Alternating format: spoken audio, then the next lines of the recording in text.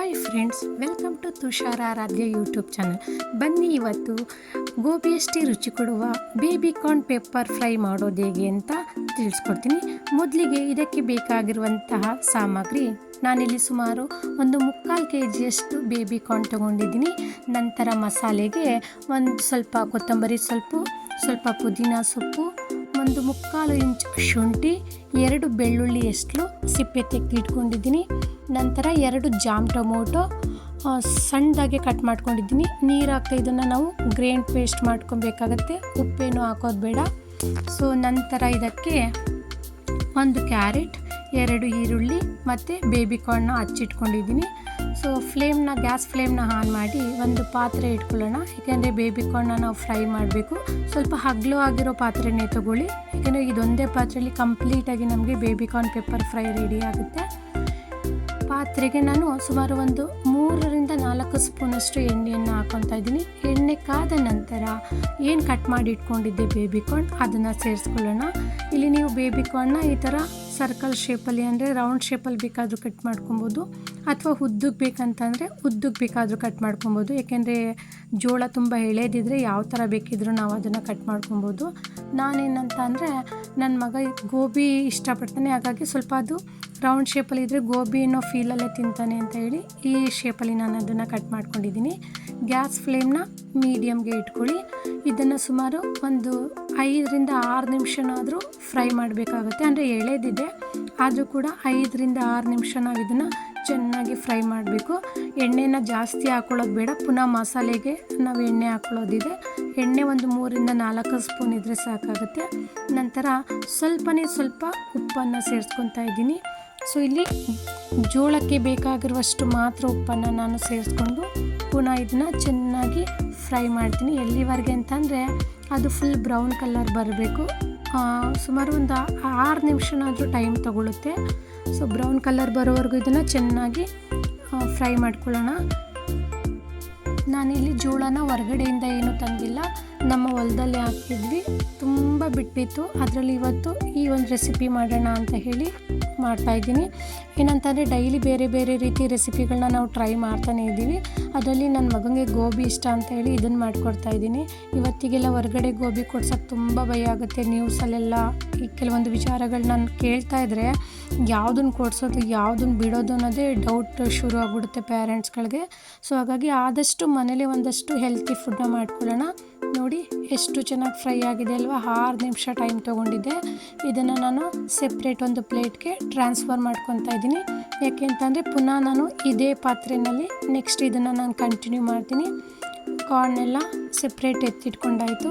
ನಂತರ ಅದೇ ಪಾತ್ರೆಗೆ ಸುಮಾರು 5-6 ಸ್ಪೂನಷ್ಟು ಎಣ್ಣೆಯನ್ನು ಸೇರಿಸ್ಕೊತಾ ಇದ್ದೀನಿ. ಇಲ್ಲಿ ಸ್ವಲ್ಪ ಎಣ್ಣೆ ಪ್ರಮಾಣ ಜಾಸ್ತಿ ಇರಲಿ, ಏಕೆಂದರೆ ನಾವು ಮಸಾಲೆ ಎಲ್ಲ ಹಾಕಿ ಫ್ರೈ ಮಾಡ್ಕೊಬೇಕು. ಆಲ್ರೆಡಿ ಪಾತ್ರೆ ಬಿಸಿ ಇರೋದ್ರಿಂದ ಎಣ್ಣೆ ಕೂಡ ಕಾದಿದೆ, ಜಾಸ್ತಿ ಟೈಮ್ ತೊಗೊಂಡಿಲ್ಲ. ಹಾಗಾಗಿ ಹಚ್ಚಿಟ್ಕೊಂಡಿರುವಂಥ 3 ದೊಡ್ಡ ಗಾತ್ರದ ಈರುಳ್ಳಿ ಏನಿದೆ ಅದನ್ನು ನಾನು ಸೇರಿಸ್ಕೊತಾ ಇದ್ದೀನಿ. ಇಲ್ಲಿ ಈರುಳ್ಳಿನ ಸಣ್ಣದಾಗಿ ಹಚ್ಕೊಳ್ಳಿ, ಅಥವಾ ನಿಮ್ಮ ಮಕ್ಕಳು ಈರುಳ್ಳಿ ಇಷ್ಟಪಡ್ತಾರೆ ಅಂತಂದರೆ ಇನ್ನೊಂದು ಸೇರಿಸಿದ್ರು ಕೂಡ ಏನು ತೊಂದರೆ ಆಗಲ್ಲ. ಗ್ಯಾಸ್ನ ಮೀಡಿಯಮ್ ಫ್ಲೇಮಲ್ಲಿ ಇಟ್ಕೊಂಡು 1-2 ನಿಮಿಷ, ಅಂದರೆ ಈರುಳ್ಳಿ ಸ್ವಲ್ಪ ಬ್ರೌನ್ ಕಲರ್ ಬರಬೇಕು. ತುಂಬ ಬ್ರೌನ್ ಕಲರ್ ಏನು ಬರೋದು ಬೇಡ, ಸ್ವಲ್ಪ ಬಂದರೆ ಸಾಕು. ಈಗ ನೋಡ್ತಿದ್ದೀರಲ್ಲ ನೀವು, ಇಷ್ಟು ಕಲರ್ ಬಂದರೆ ಸಾಕು. ಸೊ ಅಲ್ಲಿವರೆಗೆ ಹುರ್ಕೊಳ್ಳೋಣ. ನಂತರ ಅದಕ್ಕೆ ಸಣ್ಣದಾಗಿ ಕಟ್ ಮಾಡಿಟ್ಟಿರುವಂಥ ಕ್ಯಾರೆಟ್ ಅದನ್ನು ಕೂಡ ಸೇರಿಸ್ಕೊತಾ ಇದ್ದೀನಿ. ಇಲ್ಲಿ ಕ್ಯಾರೆಟ್ ಮಾತ್ರನೇ ಹಾಕಬೇಕಾ? ಖಂಡಿತ ಇಲ್ಲ. ನಿಮ್ಗೆ ಯಾವ ವೆಜಿಟೇಬಲ್ಸ್ ಅಥವಾ ಯಾವ ತರಕಾರಿ ಇಷ್ಟ ಆಗುತ್ತೋ ಅದೆಲ್ಲವನ್ನು ಕೂಡ ನೀವಿಲ್ಲಿ ಸೇರಿಸ್ಕೊಳ್ಳಿ. ಅದನ್ನು ಕೂಡ ಚೆನ್ನಾಗಿ ಮಿಕ್ಸ್ ಮಾಡಿ ಫ್ರೈ ಮಾಡ್ತಾ ಬನ್ನಿ. ಗ್ಯಾಸು ಮೀಡಿಯಮ್ ಫ್ಲೇಮಲ್ಲಿ ಇರಲಿ. ಏನಂತ ಅಂದರೆ ನಿಮ್ಮ ಮನೆಯಲ್ಲಿ ಮಕ್ಕಳು ನಾನು ತರಕಾರಿ ತಿನ್ನಲ್ಲ ಅಂತ ಹಠ ಮಾಡ್ತಿದ್ರೆ ಈ ರೀತಿ ಮಾಡಿಕೊಡೋದ್ರಿಂದ ಮಕ್ಕಳು ಇಷ್ಟಪಟ್ಟು ತರಕಾರಿಯನ್ನು ತಿಂತಾರೆ. ನೋಡಿ ಸ್ವಲ್ಪ ಮಟ್ಟಿಗೆ ಅದು ಫ್ರೈ ಆಗಿದೆ. ನಂತರ ಇದಕ್ಕೆ ಏನು ರುಬ್ಬಿಟ್ಕೊಂಡಿದ್ದೆ ಪೇಸ್ಟ್, ಆ ಪೇಸ್ಟನ್ನು ಕೂಡ ಸೇರಿಸ್ಕೊತಾ ಇದ್ದೀನಿ. ಜೊತೆಗೆ ಸ್ವಲ್ಪ ಜಾರ್ಗೆ ನೀರನ್ನು ಹಾಕ್ಕೊಂಡು ಆ ನೀರನ್ನು ಕೂಡ ನಾನು ಸೇರಿಸ್ಕೊತೀನಿ. ನೀರು ಆ್ಯಕ್ಚುಲಿ ಇನ್ನೂ ಜಾಸ್ತಿ ಬೇಕು. ಈಗ ಸದ್ಯಕ್ಕೆ ಸ್ವಲ್ಪನೇ ನೀರನ್ನು ನಾನು ಜಾರ್ಗೆ ಹಾಕ್ಕೊಂಡು ಅದನ್ನೆಲ್ಲ ಕೂಡ ಸೇರಿಸ್ಕೊತೀನಿ.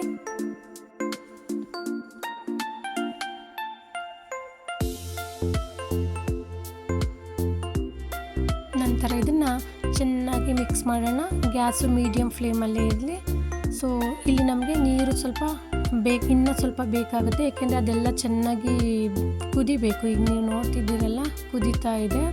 ಸೊ ಇಷ್ಟು ಕುದಿ ಬಂದಮೇಲೆ ನಂತರ ಸುಮಾರು ಒಂದು 2 ಸ್ಪೂನಷ್ಟು ಗರಂ ಮಸಾಲವನ್ನು ಹಾಕ್ಕೊತಾ ಇದ್ದೀನಿ.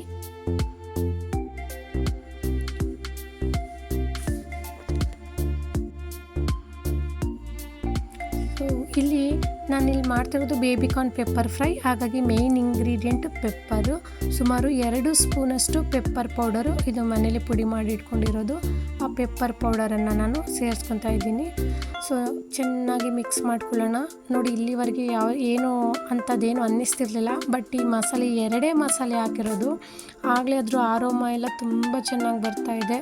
ಸೊ ಏನೋ ಒಂಥರ ಗ್ರೇವಿ ಫೀಲ್ ಆಗ್ತಾ ಇದೆ ಅಂತಲೇ ಹೇಳ್ಬೋದು. ಸೊ ನೀವು ನೋಡ್ತಿದ್ದೀರಾ, ಇನ್ನೊಂದು ಒಲೆಯಲ್ಲಿ ಅಮ್ಮ ಟೀ ಮಾಡ್ಕೊತಾ ಇದ್ದಾರೆ. ನೋಡಿ, ಇದು ಸ್ವಲ್ಪ ಗಟ್ಟಿ ಆಗ್ತಿದೆ. ಸ್ವಲ್ಪ ಉಪ್ಪನ್ನು ಸೇರಿಸ್ಕೊಳ್ಳಿ. ಆಲ್ರೆಡಿ ಉಪ್ಪನ್ನು ನೀವು ಬೇಬಿಕಾರ್ನ್ನ ಫ್ರೈ ಮಾಡಬೇಕಾದ್ರೆ ಉಪ್ಪನ್ನು ಸೇರಿಸ್ಕೊಂಡಿದ್ದೀರಾ, ಹಾಗಾಗಿ ಇಲ್ಲಿ ಸ್ವಲ್ಪ ನೋಡಿ ಉಪ್ಪನ್ನು ಸೇರಿಸ್ಕೊಳ್ಳಿ. ತುಂಬ ಉಪ್ಪಾಗೋ ಚಾನ್ಸಸ್ ಇರುತ್ತೆ. ಸ್ವಲ್ಪ ಉಪ್ಪನ್ನು ಹಾಕ್ಕೊಂಡು ಚೆನ್ನಾಗಿ ಮಿಕ್ಸ್ ಮಾಡಿ. ಗಟ್ಟಿ ಆಗ್ತಿದೆ. ಸೊ ಇಲ್ಲಿ ನಮಗೆ ಸ್ವಲ್ಪ ಅದಿನ್ನು ಬೇಯಬೇಕು. ಕ್ಯಾರೆಟ್ ಎಲ್ಲ ಗಟ್ಟಿ ಇರೋದ್ರಿಂದ ಅದಿನ್ನು ಬೇಯಬೇಕು. ಹಾಗಾಗಿ ನಾನು ಇನ್ನು ಸ್ವಲ್ಪ ನೀರನ್ನು ಸೇರಿಸ್ಕೊತಾ ಇದ್ದೀನಿ. ನೀರನ್ನ ನೀವು ನೋಡ್ಕೊಂಡು ಹಾಕೊಳ್ಳಿ. ಜಾಸ್ತಿ ತೆಳು ಆದರೂ ಕೂಡ ಅಷ್ಟು ಚೆನ್ನಾಗಿರಲ್ಲ. ಸ್ವಲ್ಪ ನೀರನ್ನು ಹಾಕ್ಕೊಂಡು ಒಂದು 4 ನಿಮಿಷ ಅದನ್ನು ಕುದಿಸ್ಕೊಬೇಕಾಗತ್ತೆ. ನಂತರ ಅದಕ್ಕೆ ಏನು ಫ್ರೈ ಮಾಡಿ ಇಟ್ಕೊಂಡಿದ್ವಿ ಬೇಬಿಕಾರ್ನ್, ಅದನ್ನು ಸೇರಿಸ್ಕೊತಾ ಇದ್ದೀನಿ. ಏನಂತ ಅಂದರೆ, ನನ್ನ ಮಗ ಬೇರೆ ಏನೇ ಕೊಟ್ಟರು ಸ್ವಲ್ಪ ಖಾರ ಇದ್ರೂ ತಿನ್ನಲಿಕ್ಕೆ ಇಷ್ಟಪಡಲ್ಲ. ಅದೇ ಗೋಬಿ ಅಂತ ಬಂದಾಗ ಎಷ್ಟೇ ಖಾರ ಇದ್ದರೂ ಕೂಡ ತುಂಬ ಖುಷಿಯಿಂದ ತಿಂತಾನೆ. ಮೇ ಬಿ ಇದನ್ನು ತಿಂತಾನೆ ಅಂತ ಅಂದ್ಕೊತೀನಿ. ನೋಡಿ, ಮಸಾಲೆ ಮತ್ತು ಬೇಬಿಕಾರ್ನ್ ಎರಡನ್ನು ಚೆನ್ನಾಗಿ ಮಿಕ್ಸ್ ಮಾಡಿ ಫ್ರೈ ಮಾಡ್ಕೊಳ್ಳೋಣ. ಆ ಮಸಾಲೆ ಎಲ್ಲ ಹಿಡಿಬೇಕು. ಅದಕ್ಕೆ ಒಂದು 3 ನಿಮಿಷ ಬೇಕಾಗುತ್ತೆ ಸಾಕು.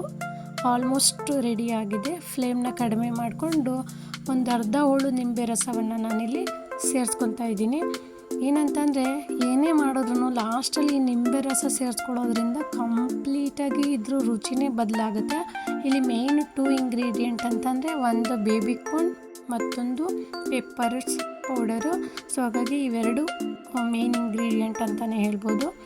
Almost baby corn pepper fry ready ಆಗಿದೆ. ಸೊ ಗ್ಯಾಸು ಲೋ ಫ್ಲೇಮಲ್ಲಿ ಇಟ್ಕೊಂಡಿದ್ದೀನಿ ನಾನು. ಸೊ ಇದಕ್ಕೆ ನೀವು ಕೊತ್ತಂಬರಿ ಸೊಪ್ಪನ್ನು ಆ್ಯಡ್ ಮಾಡ್ಕೊಬೋದು. ನಾನಿಲ್ಲಿ ಒಂದು ಪ್ಲೇಟ್ ತೊಗೊಂಡು ಅದಕ್ಕೆ ಸರ್ವ್ ಮಾಡ್ಕೊತೀನಿ. ನನ್ನ ಮಗನಿಗೆ ಕೊಡಬೇಕು. ಫಸ್ಟ್ ನಾನು ಈ ರೆಸಿಪಿನ ನನ್ನ ಮಗನ ಮೇಲೆ ಎಕ್ಸ್ಪೆರಿಮೆಂಟ್ ಮಾಡ್ತೀನಿ.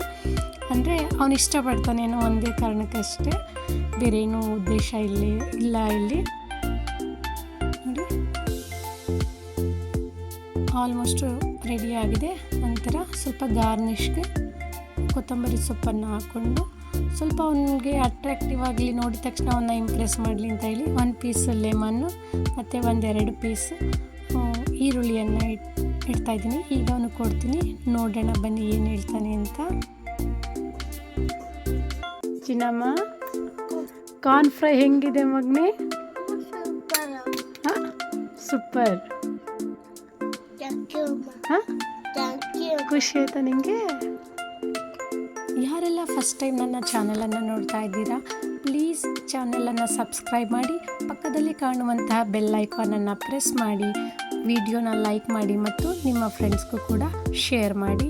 Thank you for watching this video.